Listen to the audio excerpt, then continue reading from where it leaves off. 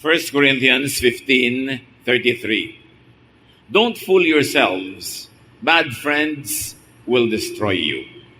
Ang ating pag-aaral, pinamagatan natin, who the wise avoids. Sino ang iniiwasan ng mga matatalino, marurunong? Dear God, we thank you that you are knowledgeable, that you are wise, and we can partake of your wisdom. Papagliwanagin niyo po ang aming isip, turuan kami, at sa sandaling ito, kami po inyong pakalinisin, maging karapat-dapat tumanggap na inyong pagtuturo, pagtutuwid, pag-akay, pagpapalakas, at pagpapagaling. Be our preacher, be our teacher. Speak to your people, O God. Use your servant only as your instrument. Set people free, heal people, empower people. We ask in the name of your Son, Jesus. Proverbs 1:8-9. My child, obey the teachings of your parents, and wear their teachings as you would a lovely hat or a pretty necklace. Sa Proverbs, talagang koleksyon ng karunungan, malinaw ang sinasabi na makinig sa mga magulang. Pahalagahan ang kanilang mga payo tulad ng pagpapahalaga mo sa anumang magandang kasuotan o mamahaling hiyas. According to Proverbs, parents or elders are wise, and therefore, they are good friends. Well, at least 99% of the time, bihira naman yung parents who are not wise or wiser than their children or who would really intentionally harm their children. Although, paminsan-minsan, nagkakaroon ng ganong aberration or abnormality, but it is an abnormality. Generally, parents could be trusted and should be heard and listened to. Proverbs teaches us, value and live by the teachings of people who are experienced. Pag sinabing parents, it goes na mas matanda kaysa doon sa kausap, ibig sabihin lang experience. Lalo nung araw na ang karunungan associated with experience. Kailangan ma-experience mo para matutunan kasi wala pa naman na sobrang maraming available knowledge from the bookshelf or from institutions or from the internet like today. So experience is still very, very precious even now because people can actually only be more informed, but it doesn't mean that they become wiser. It takes a lot of time, it takes experience, trial and error to really be wise. So value and live by the teachings of people who are experienced. Sino sa paligid ninyo ang mga tao ang more experienced than you are in various fields of interest? Siyempre, mga area, you are more experienced, but there are many other areas where other people are better experienced than you are. So, live by the teachings of people who know you. Not only know you by information, but people who really care for you. Marami tayo kasing pwedeng kuhanan ngayon ng payo, ng katuruan, ng guidance, direction. But it's important for you to realize how much of your counselor really cares for you. Katulad ng halimbawa, kahit na lamang sa ordinary counseling encounter, may dalawang uri kasi ng counseling at dalawang uri ng counselor. Yung counselor na pag dumaing ka ng problema, pagka ikaw ay nagsabi ng mga kabigatan mo ng loob, ang ituturo sa iyo magtiis, magdusa, yung laging magpaapi ka. Pagka ganun ka napatapat na counselor at nakinig ka sa kanya, yun ang magiging ending ng buhay mo. May mga counselor naman na ang gusto niya, winner ka.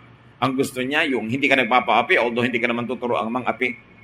Yung hindi ka, basta lang lagi nagtitiis, tuturuan kang baguhin, improve ng buhay mo. So, depende kung sinong counselor mo ang magiging takbo ng buhay mo if you listen to your counselor.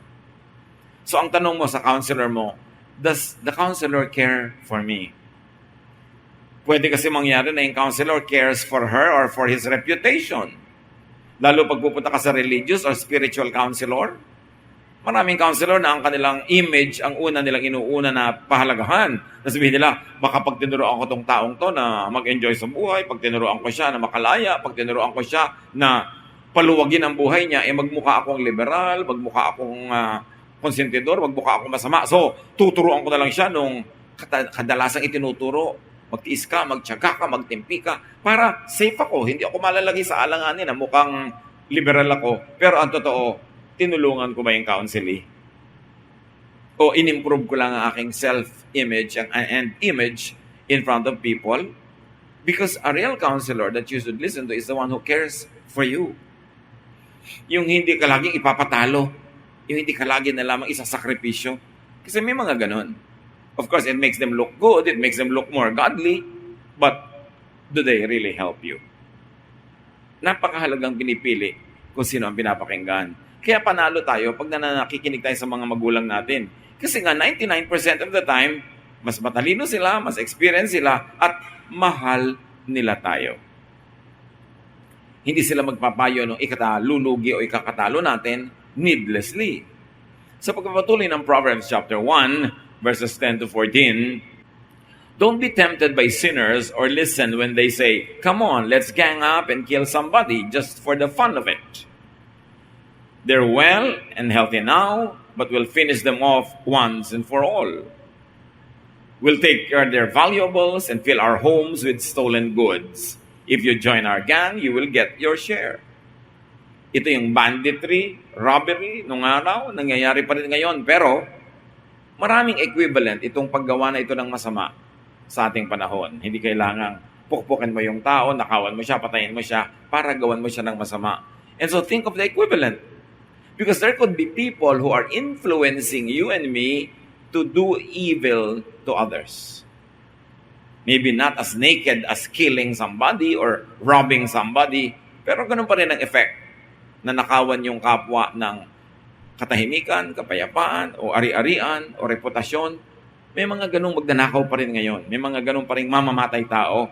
So, suriin natin kung yung pinapakinggan natin, doon tayo dinadala sa pagsira sa kapwa. Don't listen to people who convince you to do wrong, to hurt and damage others, to join in their evil projects. Pag may nadidinig ka, susuriin mo, mabuti ba ang payo? Maganda ba ang sinasabi? Is it fair to everybody involved in the situation? Tinuturoan ba niya kung gumawa ng masama para sa aking ganansya? Para sa aking tubo? Marami yun. O mandaya ka. Uy, nagtitinda ka pala ng manok. Ganitong gawin mo para madaya mo timbang. Yun ang equivalent dyan ngayon. Nakakagawa ka rin ng masama sa kapwa. Nananakawan mo rin sila kasi nagbabayad pala sila nung pampabigat ng manok. Hindi yung manok talaga ang nababayaran nila. O kaya ay nakakasakit sila dahil sa inilalagay mo mga kung ano-ano. Nagtitinda ka ng karne na double dead, nagtitinda ka ng mga bulok, mga substandard, edi para bumapatay ka rin ng tao. Kaya maraming equivalent ngayon, yung nandun sa Proverbs sa example. At ang tatanungin mo, itong nagbibigay sa akin ng payo, dinadala ba niya ako sa landas na gagawa ako ng masama? Proverbs 1, 15 to 18, don't follow anyone like that or do what they do. They're in a big hurry to commit some crime, perhaps even murder. They are like a bird that sees the bait but ignores the trap. They gang up to murder someone, but they are the victims. Bihira na siguro sa atin ngayon ang nakakakita ng mga ibon na sinisilo, hinuhuli sa pamamagitan ng kung ano-ano mga traps. Pero imagine niyo, lalo nung panahon na sinusulat itong Proverbs, usong-uso yung maglalagay ka ng mga trap para sa ibon para mahuli mo siya at maluto mo siya. Kahit sa ating national dance ng araw na tinikling, pinalitan na yata ngayon yung national dance, it is about traps in the rice fields, mga kawayan, na pag nagkamali yung tickling bird ng tapak, sasara, maiipit ang paan nila, makakain sila, mahuhuli sila. Sabi, ganyan daw yung mga gumagawa ng masama. Gumagawa sila ng mga traps. At ang mga ibon, o kaya yung mouse na nakatingin siya dun sa inilagay mong trap, ang tinitingnan lang niya yung premyo. Ang tinitingnan niya yung mapapala niya, yung ganansya niya. Kaya nabubulag siya sa panganib. Again, maraming equivalent yan sa buhay. Pag tayo ay naakit nung premyo ng isang bagay na masama, nabubulag tayo dun sa bayad. Nabubulag tayo dun sa panganib at dun sa magiging resulta sa ating spiritual life. Kaya sabi, huwag ka lang doon tumingin sa bait, doon sa pain, kundi tingnan mo yung buong setup. Uy, may pain dito. Pero pagka dinakot ko to, pag kinuha ko to, makukulong ako. Magdurusa ako. Maaring ikamatay ko to. In some islands in the Pacific, may mga unggoy na pag nahawakan na nila isang bagay, hindi nila bibitawan, magkamatayan na. So para sila mahuli ng mga tao sa islands, gumagawa sila ng trap. At ano yung trap? Yung mga bao ng nyog. Buong buo yung bao, bubutasan nila ng konti, tapos lalagyan nila sa loob yung nyog ng bato. Batong makintab, batong makinis, itim o puting bato, ano mang bato. Kasi pag nasilip yun ng unggoy, isusuot niya yung kamay niya sa loob at kukuhanin niya yung bato. Yung nyog, nakatali yon, hindi mo pwedeng dalin. Akala mo pwede mong dalin, pero merong paraan na itinali yon sa isang lugar. So si unggoy, pag ipinasok niya yung kamay niya at nahawakan na niya yung bato sa loob, hindi na niya yung bibitawan. At dahil ayaw niyang bitawan, hindi niya mahuhugot ang kanyang kamao kasi maliit lang ang butas. Matatrap siya, mahuhuli na siya. Samantalang kung bibitawan niya yung bato, luluwag yung kanyang kamay, liliit. Pag hinugot niya sa butas, makakawala siya uli. Ano kaya ang batong hawak niyo ngayon na ayaw niyong bitaw-bitawan, kaya tuloy hindi kayo makawala, hindi kayo makalaya? Ano man yon? Bisyo ba yon? Yung bato na yon? Pleasure ba yon? Ano kaya yon? Meron ba tayo, to begin with, na hawak na bato, na dahil sa pagkakahawak mo tayong bitawan, napapahamak ka na. Sari-sari na ang nangyayari sa iyong mga damage, ayaw mo pa rin mag-give up. Yun, unggoy, ikaw naman tao, dapat naman mas matalino tayo, di ba? Nalalaman natin, trap ito. The rewards of wrongdoing are just baits in the trap. Yung parang gantimpala, saya, ganansya, pain lang yon. Hindi totoo na meron ka mapapala pagka yun ay kinuha mo. Kaya kailangan mapanuri. Kaya tuwing merong parang pain, yung wow, ang laki ng kikitain mo, katulad dun sa mga na 1, 2, 3, sa mga scam, kasi may pain. O magbibigay ka ng ganitong cheque, 2,000, after 1 week, magiging 3,000. Wow, kumita ka ng 1,000 in 1 week. So sa susunod na linggo, may pain syempre, 1,000. Sa susunod, dadagdagan mo na yon, 5,000 na yung ilalagay mo para sa susunod na linggo. Maaring 7,000, 8,000 na yung iuwi mo. May pain. Palaki ng palaki. Hanggang biglang, pagbalik mo doon sa office, tumakbo na sila. Wala na. Kaya ang tawag doon, fly by night. They fly during the night. Iyak-iyak ka na wala yung pera ko. Kasi nasilaw ka sa pain. So yung mga kamag-anak mo, mga kaibigan mo, hindi malaman kung maaawa sa'yo o papagalitan ka. Dahil, if it's so good to be true, it's very probably not true. Pag sobrang matamis ang pangako, sobrang ganda ng ibibigay sa'yo, magduda ka. Kasi sa totoong buhay, hindi ganun kadali ang mga bagay. Pag sa parang sobrang dali, magduda ka, pain yun. Those that are blinded by the bait, by the prospect of gain, become the victims. Kaya ngayon nga nabibiktima ng scam, hindi mo malaman kung maaawa ka o papagalitan mo dahil ano ba, linaw-linaw niyan, bakit ka nabulag? Kasi nakakabulag talaga pag ang tiningnan mo yung benefit. Proverbs 1:19, the wealth you get from crime robs you of your life. At kahit pa nga, may nakuha ka, may napala ka, may balik. May bayad. At least may spiritual bayad. Pag gumawa ka ng masama at meron kang napalang ganansya, may bayad ang iyong kaluluwa. Dishonest and evil gain is no gain at all. It brings about greater loss. And usually the loss is intangible. It is not material. It is not always financial. Pero sometimes loss of sleep, loss of peace of mind, loss of friends, for instance. Maraming losses. Kaya dapat marunong tayong tumimbang, hindi laging mas mabigat ang pera. May pera nga, nawalan ka naman ng kaibigan na mahalaga sa buhay mo, nawalan ka ng kamag-anak, nawalan ka ng pamilya. Gaano kabigat ang pera para itumbas sa tao? Dapat nating naikat. Tsaka po, gaano katimbang ang pera para itumbas mo sa usig ng budhi? Para sa kawalan ng kapayapaan at katiwasayan, it's too much to pay for material things. Proverbs 13:20, wise friends make you wise, But you hurt yourself by going around with fools.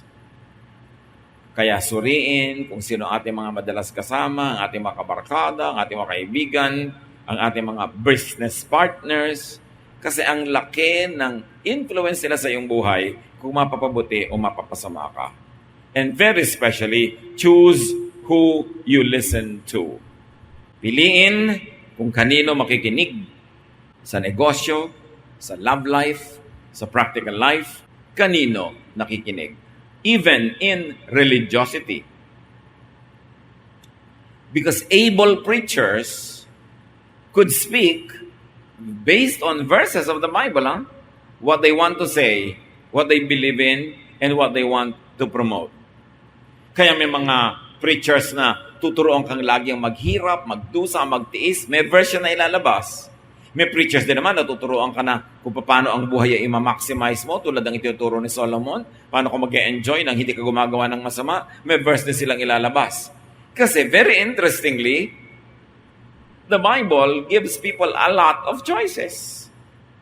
The Bible really gives people so much room to maneuver in. Kaya kung very conservative ang preacher, conservative ang preaching, conservative siyempre ang effect. Pero kung very progressive, halimbawa yung preacher, progressive yung approach, progressive din ang effect. Kaya the same Bible, the same God, the same Jesus, iba-iba ang lifestyle ng mga Kristiyano, depende kung kanino sila nakikinig. Napakalaking factor yung pagpili mo, kanino ka nakikinig. Kasi syempre, from the printed word, you have to go through scholarship. You will have to go to reading, understanding, then interpretation, then application. Ang laki na ng personal factor ng teacher doon. Kaya may makikita ka mga Christians na sobrang progressive, sobrang modern ang approach, merong sobrang conservative. Pero the same God, the same Bible. Kasi iba-iba yung preacher nila pinapakinggan. So anong gusto mo mangyari sa buhay mo? Gusto mo halimbawa hindi ka magpagupit, yung hanggang lupa ang buhok mo? Eh di makinig ka sa preacher na yun ang itinuturo. Kasi meron din verse nun. Gusto mo wala ka na halos makain, bawal lahat? Eh di sumunod ka doon sa preacher na yun ang pina-emphasize. Kasi ang dami din ka ng verses. Pero may verses din ang nagsasabi that, tulad ng sinasabi ni Jesus, you are free to eat anything because food does not make you spiritually dirty. So kanino ka nakikinig? Yun ang mangyayari sa buhay mo. Importanteng pinipili talaga. Beware of how much you get influenced by friends, by people you hear, and by persons who colonize your brain. Ang mga tao parang halaman. Alam niyo ang halaman, kung pwede lang niyang solohin yung langit, i-spread niya lahat ng kanyang mga branches, tatakpan niya ng leaves siya ang lahat ng space para siyang sumagap ng lahat ng araw. Kung kaya niya lang gawin yun. Kaya sa mga gubat, ang tataas ng puno, nag-uuna-una silang tumaas para pag nasa taas na, ibubuka nila ang kanilang mga sanga, makukuha na nila lahat yung araw, wala nang makukuha yun nasa ilalim. Nothing grows in the shadow of a big tree. Ganon din ang tao. Yung brain mo, hindi ka kontentong nasa loob lang ng bungo mo. Gusto mo yung brain mo i-transplant sa bungo ng iba para yung iniisip mo ang isipin nila, yung gusto mo ang gustuhin nila, at maging sunod-suduran sila sa yung iniisip o pinapaniwalaan. Ganon ang lahat ng tao. Iba-iba lang ng degree. Kaya kung ikaw ay magpapa-colonize sa lola mo, sa nanay mo, sa tatay mo, sa kaibigan mo, sa nobyo mo, kahit kanino, mako-colonize talaga yung brain mo. Kasi it is natural for people to want to expand themselves. And they would like to expand like plants at the expense of others. Kaya dapat marunong ka mag-isip para sa sarili mo. Hindi ko mo narinig mo, sunod ka na agad. Suriin mo, maganda ba, mabuti ba? Tama ba yung scholarship ng pag-aaral? To the point na pwede mong i-apply talaga sa buhay mo? And how much of it will you apply? How much will you not apply? You need not obey everything you hear. You have to examine what you hear. Binigyan tayo ng Diyos ng brain para mag-isip. Pero ang daming ganong tao. Bakit yan ang kinakain mo? Eh kasi yan ang gusto ng kasama ko. Bakit ganyan ang suot mo? Kasi yan ang sabing isuot namin. O bakit ganyan ang buhay nyo? Eh kasi ganyan ang tinuturo sa amin. Wala silang sariling paninindigan kung ano lang isipin ng iba. So yung mas malakas magsalita, siya ang nasusunod. But what will happen to your life if you will allow others to live in you? Dapat si Jesus lang ang pinapayagan mo to live in you, not other people. However, you can allow them to partly live in you if after examining what they say or teach, alam mong beneficial to you, good to all concerned, and does not offend God. Dapat marunong ka manuri. Kaya maraming tao api-apihan. Kasi hindi sila natutong mag-isip para sa sarili, manindigan para sa sarili, lagi nilang sumasang-ayon. Kaya lagi nilang nakakain ang hindi nila gustong kainin, pinupuntahan ang hindi gustong puntahan, ginagawa ang hindi gustong gawin, kasi may ibang nakatira sa utak nila na nagiging amo nila. 1 Corinthians 15:33, don't fool yourselves. Bad friends will destroy you. And if I may add, bad theology can destroy you. Bad homiletics can destroy you. Bad teaching can destroy you. And by saying bad, it doesn't always mean evil. It could also mean less than what is best or less than what is good for you. Dapat nanunuri. Psalm 1:1, blessed is the one who does not walk in step with the wicked or stand in the way that sinners take or sit in the company of mockers. Tatlong ways daw to be blessed. One, you do not walk in step with the wicked. Hindi ka lumalakad kasabay ng mga masasama. At hindi ka tumitindig kung saan sila nakatindig. In other words, ang paninindigan mo, pinag-iisipan mo. At hindi ka nauupo. Iba-iba, kita mo yung isa naglalakad, tapos tumindig, tapos umupo, mamaya nakahiga ka na, mamaya nakalubog ka na dyan. Pag sunod-sunod na, hindi mo sinuri. So it's very important. Blessed is the one also, if I may add, who does not listen to modern-day Pharisees. Can you imagine? Kung itinali ka sa mga uri ng pag-iisip, sa uri ng pamamaraan ng pamumuhay na libu-libong taon ang tapos, na iba na ang mundo, nakatali ka pa doon, di ka ba malulugi? Merong mga magandang sundan kasi up to now effective, pero maraming hindi na. Para namang walang nagbago sa planeta kung parang wala kang babaguhin sa style ng buhay mo. Kinokopya mo yung mga tao nakatira pa noong araw sa kuweba, mga tribu-tribu pa lang na maliliit, hindi pa cosmopolitan life. Tapos sila ang gagawin mong model, di nalugi ka. Kanya-kanya-kanyang kalugihan. Depende kung saan ka sumusunod. Proverbs 14:7, stay away from fools or you won't learn a thing. Stay away from the uninformed, the underinformed, and the ignorant because they will lead you astray. So tinitingnan mo, qualified ba ang taong ito para pakinggan ko? Paano ba siya uri mag-isip, manuri, mag-aral? O kung ano lang lumalabas sa guni-guni niya, ituturo na lang niya bigla. Ang apektado yung sumusunod sa kanya. Proverbs 22:24-25, don't make friends with anyone who has a bad temper. You might turn out like them and get caught in a trap. One other person that we should avoid listening to. Yung nadadala siya lagi ng kanyang damdamin. Siyempre, pamisa-minsan, may damdamin ka talaga nangingibabaw. Pero pamisa-minsan. Pero may taong laging bad temper na lang nila umiiral, huwag sumama, huwag sumunod, kasi kasama kang mapapahamak. And very importantly, avoid gossipers, whisperers, bubulong-bulong, susumbong-sumbong, parang bubuyog. Alam niyo yung bugtong, eto na si Ingkong, bubulong-bulong, sagot, bubuyog. Pero maraming tao bubuyog, yung lalapit sa'yo. May ibinubulong. Dati kanina, masaya ka. Nung bumulong siya, lumungkot ka. Dati yung isang tao, tinitingnan mo lang positively or in a neutral way. Pagkabulong niya, negative ng paningin mo. Na-influence ka na pala. Alam niyo bang napakalakas maka-influence ang chismis? Kasi masarap ang chismis. Sabi sa Bible, Proverbs 26:22, there is nothing so delicious as the taste of gossip. It melts in your mouth. Delicious talaga yan. Kaya pagka biglang tinikman mo yan, gusto mo pa more and more. But it will destroy your character, it will destroy your intelligence, and even your fine judgment. Because gossipers will influence you to be negative. Nakakita na ba kayo ng gossiper na paglapit sa'yo? Kilala mo si person A? Ang bait niyan, ang buti niyan, masipag yan. No, negative lagi ang dala niyan. Kaya didilim yung paningin mo tungkol doon sa tao without even knowing the facts. Kaya dapat sabi mo, masamang espiritu, lumayo ka sa akin. Kasi talagang masamang spirit nang nagchichismis. Binubulag ka, pinapasunod ka sa kanyang pananaw, at yung inis at galit siya, iinisin kanya at gagalitin din para makakampi kanya. Kaya kanya ini-influence. Dapat lagi mong sinusuri Ini-influence ako ng kausap ko, ano kaya ang gusto niyang puntahan namin? Ba't niya ako inaakay? Anong influence yun?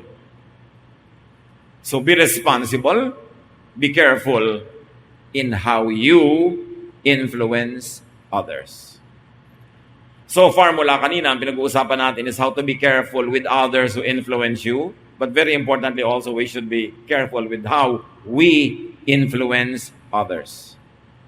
1 Peter 1:22, now that you have purified yourselves by obeying the truth, so that you have sincere love for each other, love one another deeply from the heart.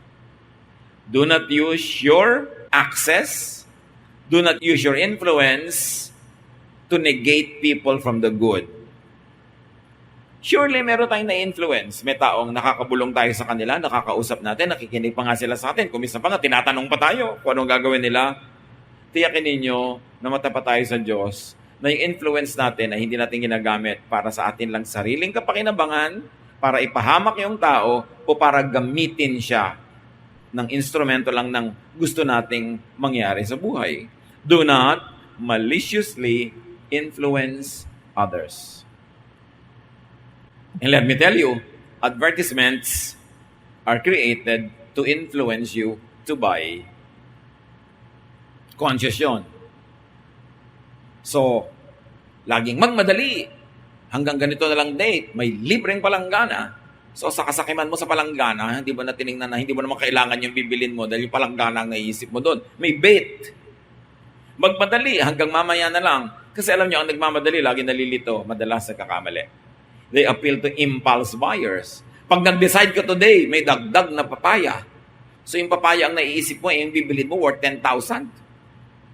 Tapos papaya yung nakabulag sa'yo. Maraming ganon. Kaya may mga libre, may isang bote ng something, may nakadikit na maliit na libre. Yung libre ang gusto mong maiuwi, binili mo ngayon yung bote, expired na pala. Kaya may kasamang libre. Kasi kung ang ganda-ganda ng product, hindi pa siya mag-expire, bakit dadagdagan pa para bilhin mo lang? Magduda ka, may pain ha, may bait. Sometimes naman, maganda yung pain at total, gagamitin mo na bukas, ano kung mag-expire sa makalawa. Pero kung hindi pa, baka logi ka. Dapat tuwing merong pain, mag-isip ka. Lagi ka mag-isip. Lalo't may deadline na sino man ang mag-decide na bibili ngayong araw ding ito. Kasi mabubulag ka eh. So, nung araw, pag-graduate sa high school, we took aptitude tests. Yung kukuha ka ng exam, may mga sagot, mga bilog-bilog, shape-shape, pipiliin mo lang, pero lalabas kung ano ka at anong kurso ang pinakabagay sa'yo. Lumabas sa akin ang pinakabagay na course, law. Eh di sabi ng tatay ko, anong bagay sa yung course na nakuha mo? Sabi ko, law, daddy, law. O ano, law ang kukanin mo? Parang ayoko eh. Bakit? Kasi a good lawyer is defined this way. You are able to put in jail an innocent person or you are able to set free somebody who is guilty. Ang galing mong lawyer. Kasi ko parang ayoko yatang ganun.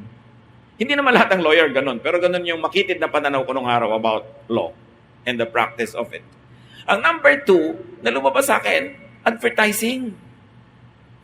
Totoo talaga dapat una lawyer ka o dapat nasa advertising ka. O bakit na naman ayoko ng advertising? Kasi ang magaling na advertiser, yung napapabili mo ang tao na isang bagay na di niya kailangan. Nakaka-create ka ng artificial need. Na parang miserable siya pag wala yung product mo, bibili niya ito. Sabi ko, masyado yatang manipulative. Sabi ko, parang gusto ko na lang mag-masscom.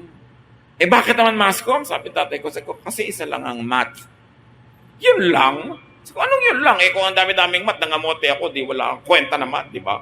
Kailangan yung medyo meron akong chance. So in other words, susuriin mo, saan ka ba dinadala ng mga gusto mong puntahan? Gusto mo ba talaga yung destination na yon? Halimbawa, meron ka ngayong napupusuan dyan na kung sinong babae o lalaki.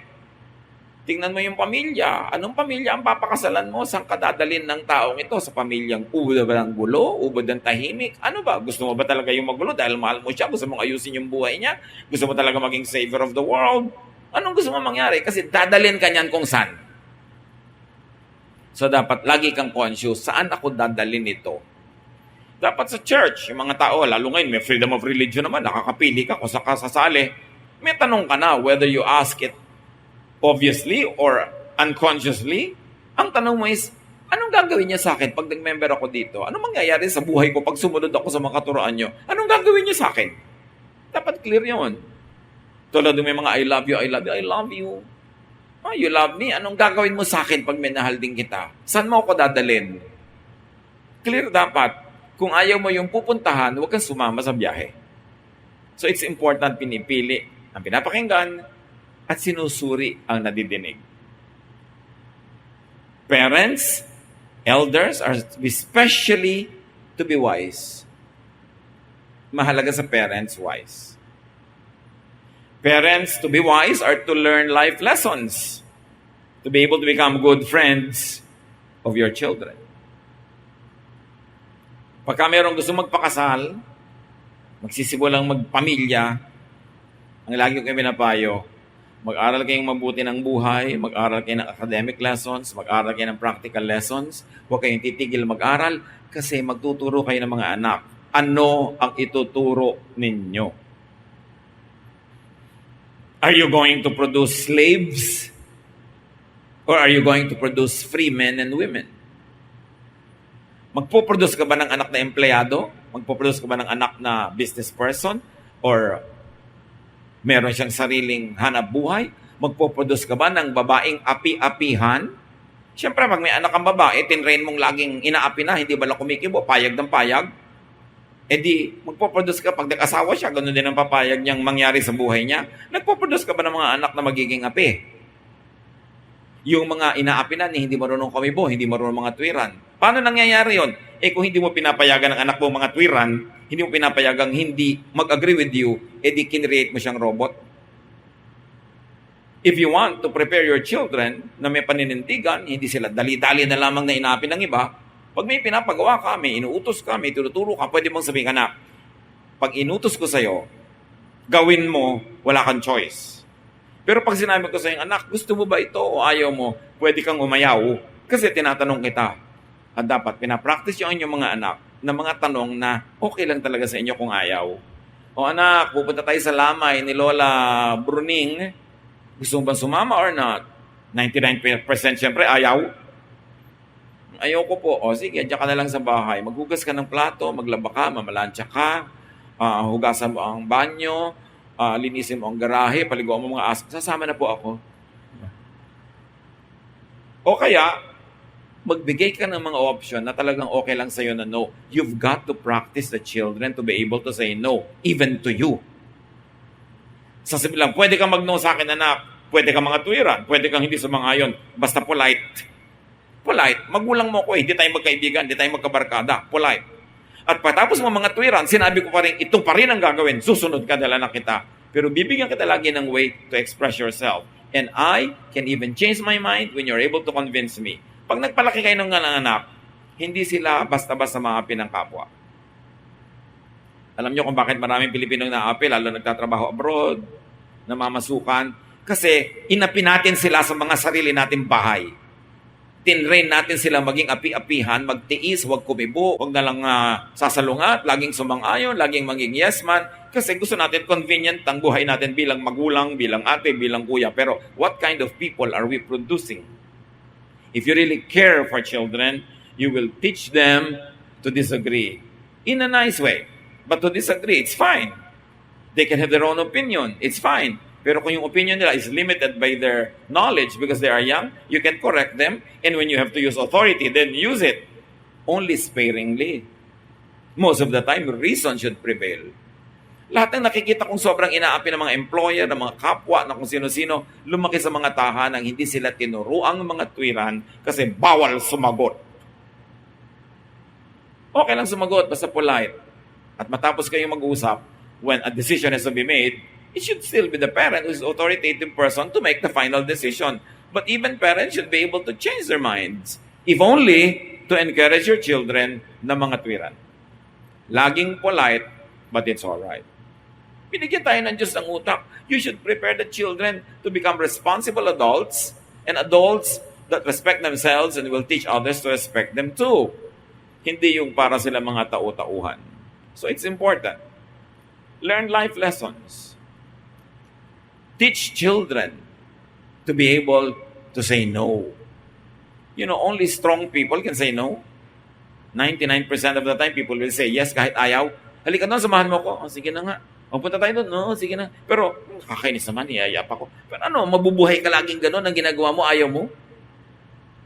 Kailangan may paninindigan. Proverbs 22:6, teach your children right from wrong.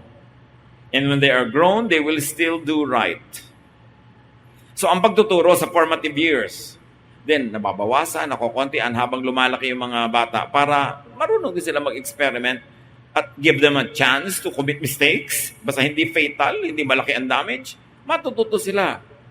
Doon mo tututukan habang bata. Pag naturuan mo ng mabuti, kahit lumaki na yan, automatic na ang mga gagawin nila kasi nakaprogram na sa kanilang pagkatao kung ano yung tama at kung ano ang mali.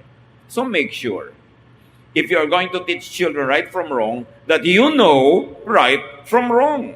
Ang laking pananagutan na maging magulang, hindi lang yung biologically, nanganak ka, magulang ka na, kasi magpapalaki ka ng tao.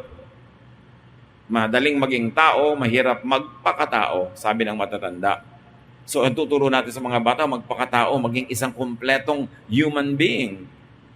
But you cannot give what you do not have. Kaya duty ng mga nagiging magulang, ano man ang edad nila, na patuloy na mag-aral para may maituro silang mabuti sa kanilang mga anak. Ecclesiastes 7:25, as a leader, as a parent, as an elder, gayahin si Solomon. Nung binigyan ng Panginoon ng duty to become king, ang hiningi niya wisdom para ikabuti ng mga tao ang kanyang pangunguna. Kasi kung siya imangmang, hindi napahamak lahat ng sumusunod sa kanya. Ecclesiastes 7:25, so I decided to learn everything I could and become wise enough to discover what life is all about. At the same time, I wanted to understand why it's stupid and senseless to be an evil fool. Sabi ng Ecclesiastes 7:25. Sabi ni Solomon, pinag-aralan ko lahat. Kasi hari ako eh. Dapat pag kailangan magpasya, marunong ako magpasya. Kailangan alam ko ang tama. Kung limitado ang alam ko, doon lang ako magpapaikot-ikot sa alam ko, di ang liit ng mundo. Kailangan palakihin ang mundo. At ang pagpapalaki ng mundo ay pagpapalaki ng utak, ng isip. Mas meron kang pananagutan sa kapwa, teacher ka, mag-aral ka. Elder ka, mag-aral ka. Importanteng may ibinibigay na mabuti sa mga sumusunod sa atin. Matthew 12:36, I promise you that on that day of judgment, everyone will have to account for every careless word they have spoken. When you speak, be a blessing. When you lead to the good, not to the bad. To the improvement, betterment of those who follow you or listen to you. At kung pwedeng idagdag, on that day of judgment, everyone will have to account for every careless word they listen to. Ano ang pinapakinggan? Anong mga TV programs ang pinapanood? Anong radio programs ang pinapakinggan? Anong mga babasahin ang binabasa? Anong mga post ang binabasa? Lahat yan makaka-influence sa atin consciously or unconsciously. Garbage in, garbage out. Do not let garbage into your mind because it will produce garbage. We have a responsibility to each other, especially to those who believe in us, who follow us, that we should increase our knowledge, increase our wisdom so that we can help them find a better life. Dear Lord, we thank you that you are wise, that you are our leader, you are our Father, and you want nothing but the good for us. Turuan mo kami, Lord, na manuri. Kung kami nakikinig, akala namin kayo ang may sabi. Manuri kami. Consistent ba ito sa inyong character? Will you, our loving God, really teach this or make us obey something like this? Teach us, Lord, to examine what we hear.